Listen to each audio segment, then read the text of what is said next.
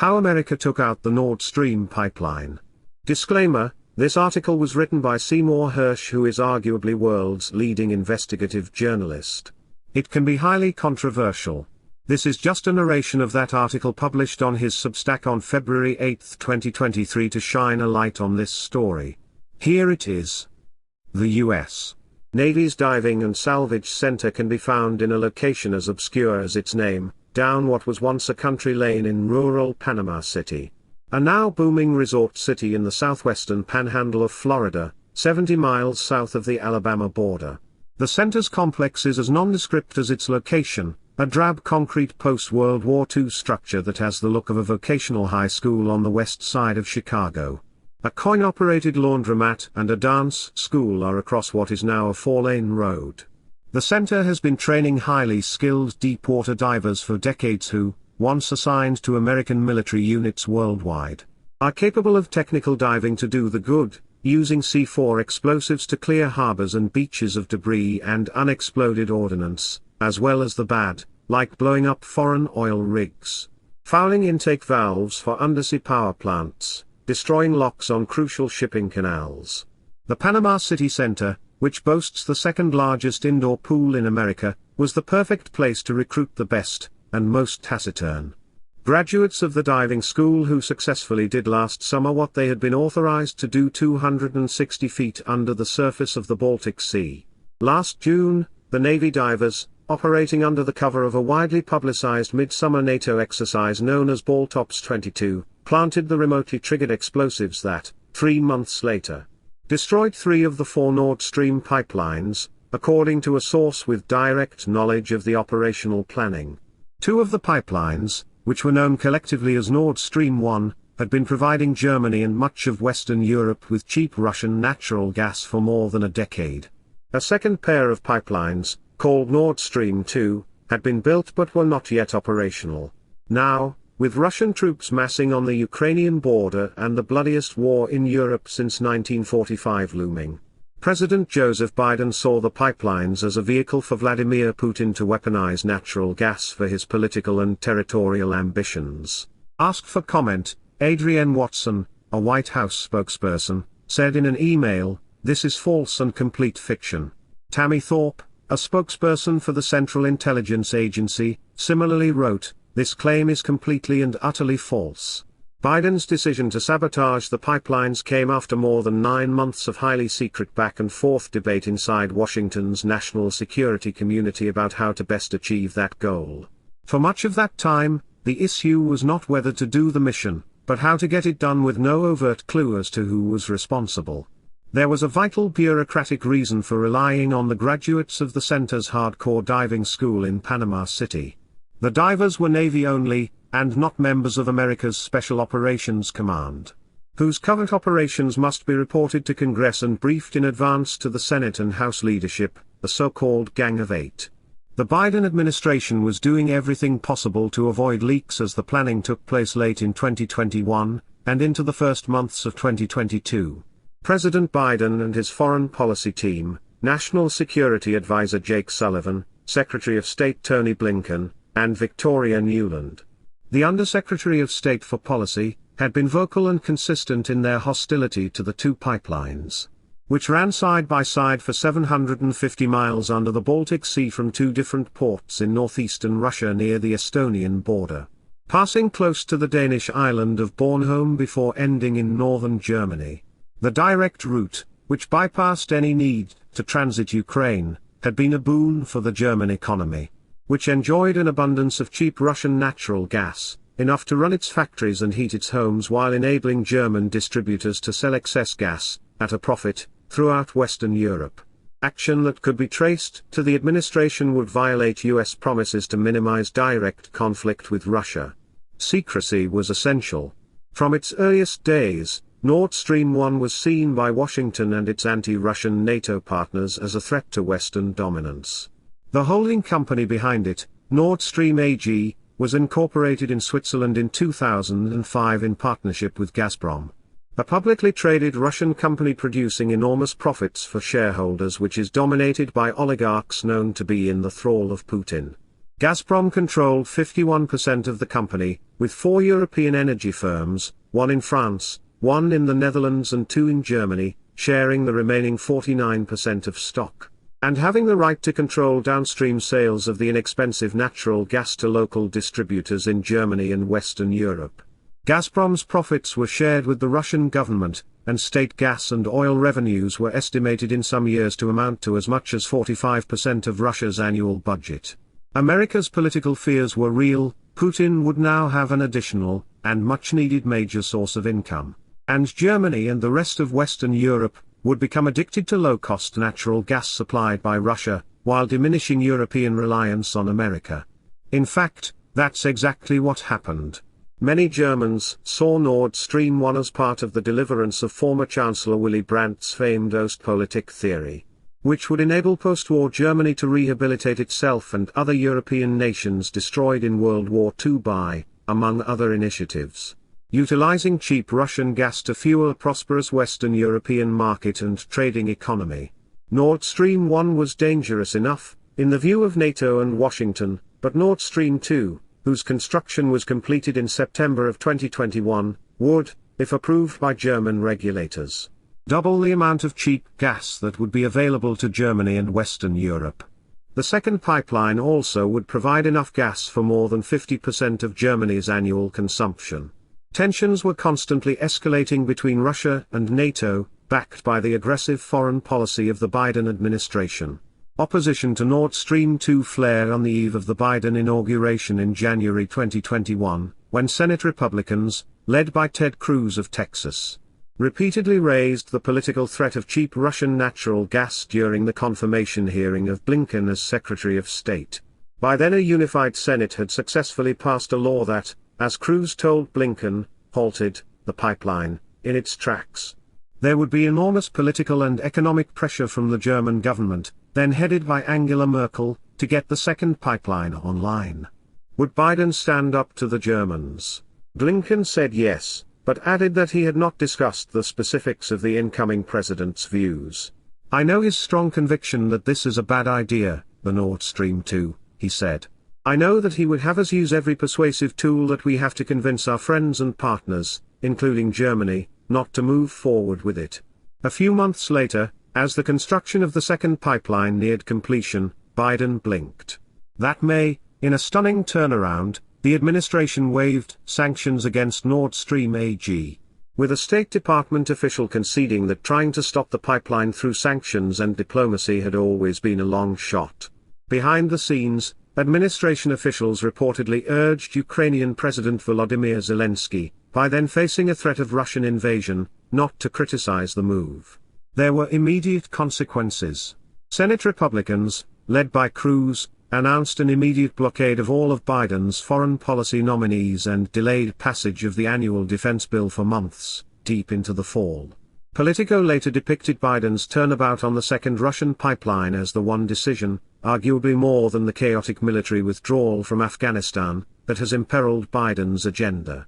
The administration was floundering, despite getting a reprieve on the crisis in mid-November, when Germany's energy regulators suspended approval of the second Nord Stream pipeline. Natural gas prices surged 8% within days. Amid growing fears in Germany and Europe that the pipeline suspension, and the growing possibility of a war between Russia and Ukraine would lead to a very much unwanted cold winter, it was not clear to Washington just where Olaf Scholz, Germany's newly appointed chancellor, stood. Months earlier, after the fall of Afghanistan, Scholz had publicly endorsed French President Emmanuel Macron's call for a more autonomous European foreign policy in a speech in Prague, clearly suggesting less reliance on Washington and its mercurial actions. Throughout all of this, Russian troops had been steadily and ominously building up on the borders of Ukraine, and by the end of December more than 100,000 soldiers were in position to strike from Belarus and Crimea. Alarm was growing in Washington, including an assessment from Blinken that those troop numbers could be doubled in short order. The administration's attention once again was focused on Nord Stream. As long as Europe remained dependent on the pipelines for cheap natural gas, Washington was afraid that countries like Germany would be reluctant to supply Ukraine with the money and weapons it needed to defeat Russia. It was at this unsettled moment that Biden authorized Jake Sullivan to bring together an interagency group to come up with a plan. All options were to be on the table. But only one would emerge: planning. In December of 2021, 2 months before the first Russian tanks rolled into Ukraine, Jake Sullivan convened a meeting of a newly formed task force, men and women from the Joint Chiefs of Staff, the CIA, and the State and Treasury Departments, and asked for recommendations about how to respond to Putin's impending invasion. It would be the first of a series of top-secret meetings, in a secure room on a top floor of the old executive office building, adjacent to the White House. That was also the home of the President's Foreign Intelligence Advisory Board, FIOB. There was the usual back-and-forth chatter that eventually led to a crucial preliminary question. Would the recommendation forwarded by the group to the President be reversible, such as another layer of sanctions and currency restrictions, or irreversible, that is, kinetic actions, which could not be undone? What became clear to participants, according to the source with direct knowledge of the process, is that Sullivan intended for the group to come up with a plan for the destruction of the 2 Nord Stream pipelines, and that he was delivering on the desires of the President. Over the next several meetings, the participants debated options for an attack. The Navy proposed using a newly commissioned submarine to assault the pipeline directly. The Air Force discussed dropping bombs with delayed fuses that could be set off remotely. The CIA argued that whatever was done, it would have to be covert. Everyone involved understood the stakes. This is not kiddie stuff, the source said. If the attack were traceable to the United States, it's an act of war. At the time, the CIA was directed by William Burns, a mild-mannered former ambassador to Russia who had served as Deputy Secretary of State in the Obama administration. Burns quickly authorized an agency working group whose ad hoc members included, by chance, someone who was familiar with the capabilities of the Navy's deep-sea divers in Panama City. Over the next few weeks, members of the CIA's working group began to craft a plan for a covert operation that would use deep-sea divers to trigger an explosion along the pipeline. Something like this had been done before. In 1971, the American intelligence community learned from still undisclosed sources that 2 important units of the Russian Navy were communicating via an undersea cable buried in the sea of Okhotsk, on Russia's far east coast. The cable linked a regional Navy command to the mainland headquarters at Vladivostok. A hand-picked team of Central Intelligence Agency and National Security Agency operatives was assembled somewhere in the Washington area, under deep cover, and worked out a plan, using Navy divers, modified submarines and a deep submarine rescue vehicle, that succeeded, after much trial and error, in locating the Russian cable. The divers planted a sophisticated listening device on the cable that successfully intercepted the Russian traffic and recorded it on a taping system. The NSA learned that senior Russian Navy officers, convinced of the security of their communication link, chatted away with their peers without encryption.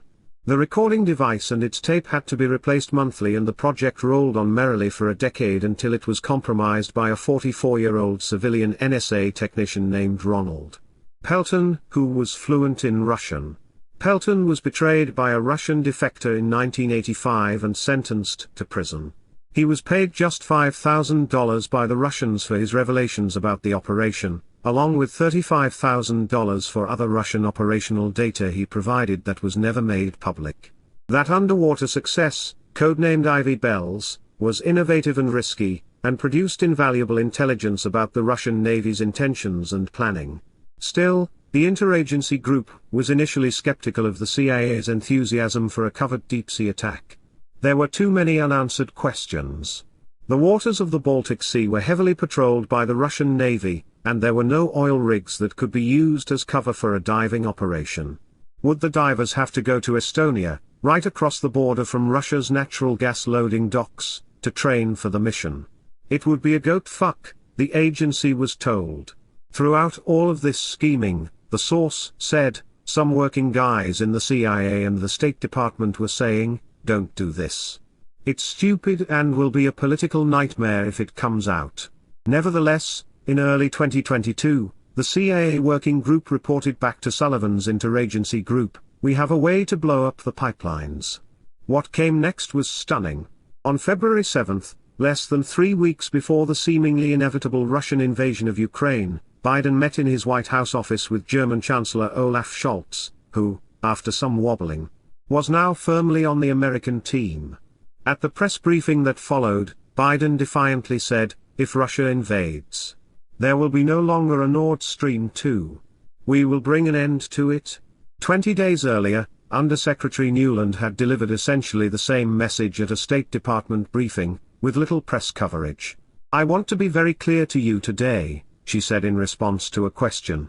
"If Russia invades Ukraine, one way or another Nord Stream 2 will not move forward."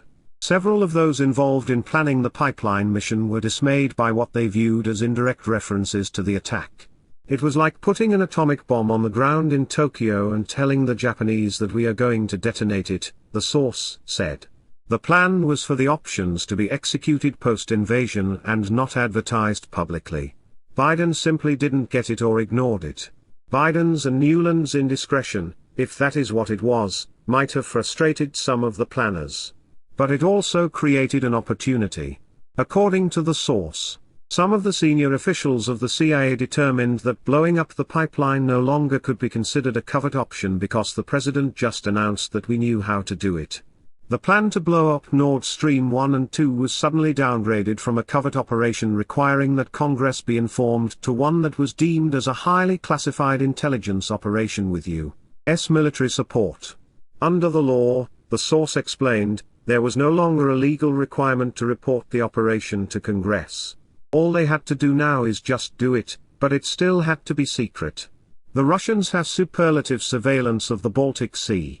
The agency working group members had no direct contact with the White House, and were eager to find out if the president meant what he'd said, that is, if the mission was now a go. The source recalled, Bill Burns comes back and says, "Do it." The operation. Norway was the perfect place to base the mission. In the past few years of East-West crisis, the U.S. military has vastly expanded its presence inside Norway, whose western border runs 1,400 miles along the North Atlantic Ocean and merges above the Arctic Circle with Russia. The Pentagon has created high-paying jobs and contracts, amid some local controversy, by investing hundreds of millions of dollars to upgrade and expand American Navy and Air Force facilities in Norway. The new works included, most importantly, an advanced synthetic aperture radar far up north that was capable of penetrating deep into Russia, and came online just as the American intelligence community lost access to a series of long-range listening sites inside China.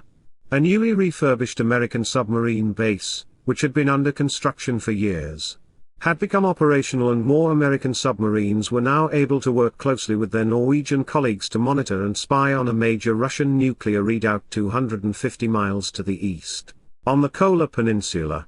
America also has vastly expanded a Norwegian air base in the north and delivered to the Norwegian Air Force a fleet of Boeing-built P-8 Poseidon patrol planes to bolster its long-range spying on all things Russia. In return, the Norwegian government angered liberals and some moderates in its parliament last November by passing the Supplementary Defense Cooperation Agreement, SDCA. Under the New Deal, the U.S. legal system would have jurisdiction in certain agreed areas in the north over American soldiers accused of crimes off base, as well as over those Norwegian citizens accused or suspected of interfering with the work at the base. Norway was one of the original signatories of the NATO treaty in 1949, in the early days of the Cold War. Today, the Supreme Commander of NATO is Jens Stoltenberg, a committed anti-communist, who served as Norway's Prime Minister for 8 years before moving to his high NATO post, with American backing. In 2014, he was a hardliner on all things Putin and Russia, who had cooperated with the American intelligence community since the Vietnam War. He has been trusted completely since. He is the glove that fits the American hand, the source said. Back in Washington, planners knew they had to go to Norway. They hated the Russians, and the Norwegian Navy was full of superb sailors and divers who had generations of experience in highly profitable deep-sea oil and gas exploration, the source said. They also could be trusted to keep the mission secret. The Norwegians may have had other interests as well. The destruction of Nord Stream, if the Americans could pull it off, would allow Norway to sell vastly more of its own natural gas to Europe. Sometime in March, a few members of the team flew to Norway to meet with the Norwegian Secret Service and Navy. One of the key questions was where exactly in the Baltic Sea was the best place to plant the explosives. Nord Stream 1 and 2, each with two sets of pipelines, were separated much of the way by little more than a mile as they made their run to the port of Greifswald in the far northeast of Germany. The Norwegian Navy was quick to find the right spot, in the shallow waters of the Baltic Sea a few miles off Denmark's Bornholm Island. The pipelines ran more than a mile apart along a seafloor that was only 260 feet deep. That would be well within the range of the divers, who, operating from a Norwegian Alta-class minehunter, would dive with a mixture of oxygen, nitrogen, and helium streaming from their tanks, and plant-shaped C4 charges on the four pipelines with concrete protective covers. It would be tedious, time-consuming and dangerous work, but the waters off Bornholm had another advantage: there were no major tidal currents, which would have made the task of diving much more difficult. After a bit of research, the Americans were all in. At this point, the Navy's obscure deep diving group in Panama City once again came into play. The deep-sea schools at Panama City, whose trainees participated in Ivy Bells, are seen as an unwanted backwater by the elite graduates of the Naval Academy in Annapolis, who typically seek the glory of being assigned as a SEAL fighter pilot, or submariner. If one must become a black shoe, that is, a member of the less desirable surface ship command, there is always at least duty on a destroyer, cruiser or amphibious ship. The least glamorous of all is mine warfare. Its divers never appear in Hollywood movies, or on the cover of popular magazines. The best divers with deep diving qualifications are a tight community, and only the very best are recruited for the operation and told to be prepared to be summoned to the CIA in Washington. The source said. The Norwegians and Americans had a location and the operatives, but there was another concern. Any unusual underwater activity in the waters off Bornholm might draw the attention of the Swedish or Danish navies, which could report it. Denmark had also been one of the original NATO signatories and was known in the intelligence community for its special ties to the United Kingdom. Sweden had applied for membership into NATO, and had demonstrated its great skill in managing its underwater sound and magnetic sensor systems that successfully tracked Russian submarines that would occasionally show up in remote waters of the Swedish archipelago, and be forced to the surface. The Norwegians joined the Americans in insisting that some senior officials in Denmark and Sweden had to be briefed in general terms about possible diving activity in the area. In that way, someone higher up could intervene and keep a report out of the chain of command, thus insulating the pipeline operation. What they were told and what they knew were purposely different, the source told me. The Norwegian embassy, asked to comment on this story, did not respond. The Norwegians were key to solving other hurdles. The Russian Navy was known to possess surveillance technology capable of spotting, and triggering, underwater mines. The American explosive devices needed to be camouflaged in a way that would make them appear to the Russian system as part of the natural background, something that required adapting to the specific salinity of the water. The Norwegians had a fix. The Norwegians also had a solution to the crucial question of when the operation should take place. Every June, for the past 21 years, the American Sixth Fleet, whose flagship is based in Gaeta, Italy, south of Rome, has sponsored a major NATO exercise in the Baltic Sea involving scores of allied ships throughout the region. The current exercise, held in June, would be known as Baltic Operations 22, or Baltops 22. The Norwegians proposed this would be the ideal cover to plant the mines. The Americans provided one vital element: they convinced the Sixth Fleet planners to add a research and development exercise to the program. The exercise, as made public by the Navy, involved the Sixth Fleet in collaboration with the Navy's research and warfare centers. The at-sea event would be held off the coast of Bornholm Island and involve NATO teams of divers planting mines, with competing teams using the latest underwater technology to find and destroy them. It was both a useful exercise and ingenious cover.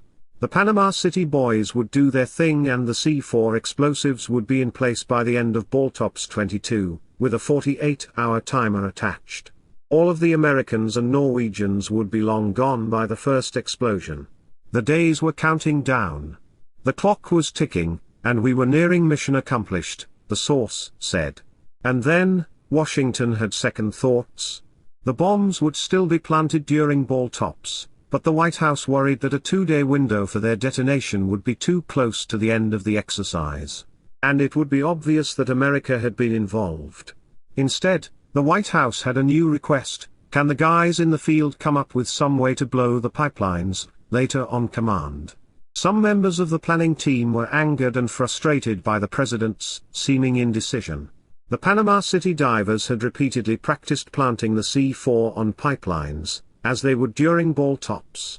But now the team in Norway had to come up with a way to give Biden what he wanted: the ability to issue a successful execution order at a time of his choosing. Being tasked with an arbitrary, last-minute change was something the CIA was accustomed to managing.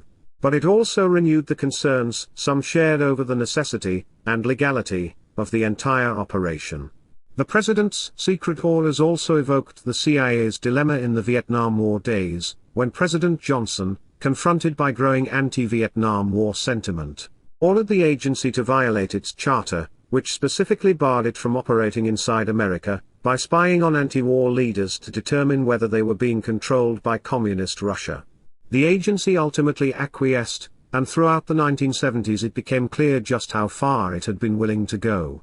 There were subsequent newspaper revelations in the aftermath of the Watergate scandals about the agency's spying on American citizens, its involvement in the assassination of foreign leaders, and its undermining of the socialist government of Salvador Allende.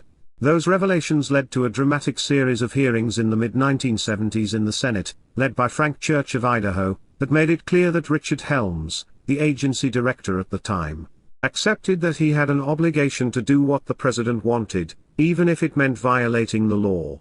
In unpublished, closed-door testimony, Helms ruefully explained that you almost have an immaculate conception when you do something under secret orders from a president. Whether it's right that you should have it, or wrong that you shall have it, the CIA works under different rules and ground rules than any other part of the government. He was essentially telling the senators that he, as head of the CIA, understood that he had been working for the Crown, and not the Constitution. The Americans at work in Norway operated under the same dynamic, and dutifully began working on the new problem: how to remotely detonate the C4 explosives on Biden's order. It was a much more demanding assignment than those in Washington understood. There was no way for the team in Norway to know when the president might push the button. Would it be in a few weeks, in many months, or in half a year or longer?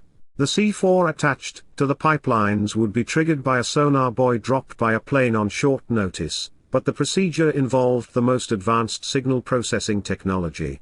Once in place, the delayed timing devices attached to any of the 4 pipelines could be accidentally triggered by the complex mix of ocean background noises throughout the heavily trafficked Baltic Sea, from near and distant ships, underwater drilling, seismic events, waves, and even sea creatures.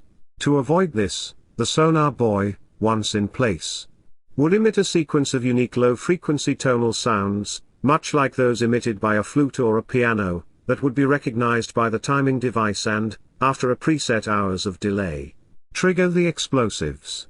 You want a signal that is robust enough so that no other signal could accidentally send a pulse that detonated the explosives, I was told by Drive. Theodore Postal, Professor Emeritus of Science, Technology, and National Security Policy at MIT. Postal, who has served as the science advisor to the Pentagon's Chief of Naval Operations, said the issue facing the group in Norway because of Biden's delay was one of chance.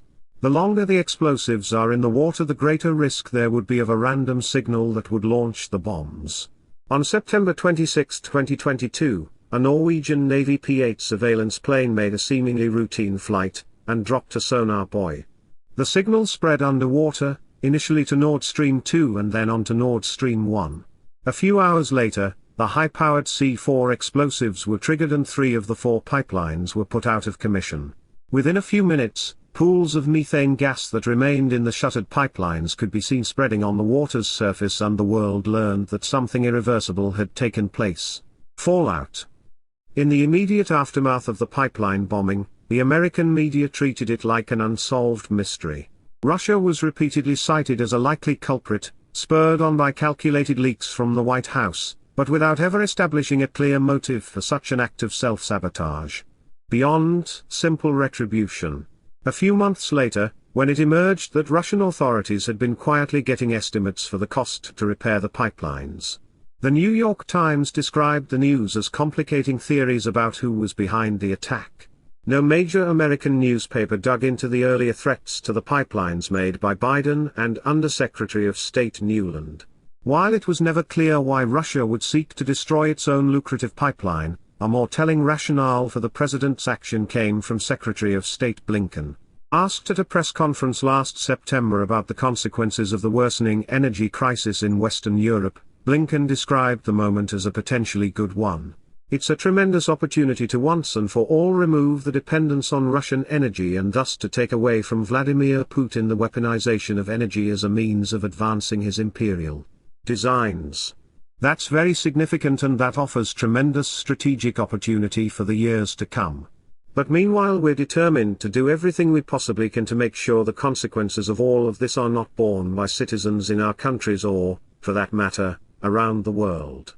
More recently, Victoria Nuland expressed satisfaction at the demise of the newest of the pipelines. Testifying at a Senate Foreign Relations Committee hearing in late January, she told Senator Ted Cruz, "Like you, I am, and I think the administration is, very gratified to know that Nord Stream 2 is now, as you like to say, a hunk of metal at the bottom of the sea." The source had a much more streetwise view of Biden's decision to sabotage more than 1,500 miles of Gazprom pipeline as winter approached. "Well," he said, speaking of the president, "I gotta admit the guy has a pair of balls. He said he was going to do it, and he did." Asked why he thought the Russians failed to respond, he said cynically, "Maybe they want the capability to do the same things the US did." It was a beautiful cover story, he went on. Behind it was a covert operation that placed experts in the field and equipment that operated on a covert signal. The only flaw was the decision to do it. This concludes this article. Please check the description for link to the original. Thank you for listening.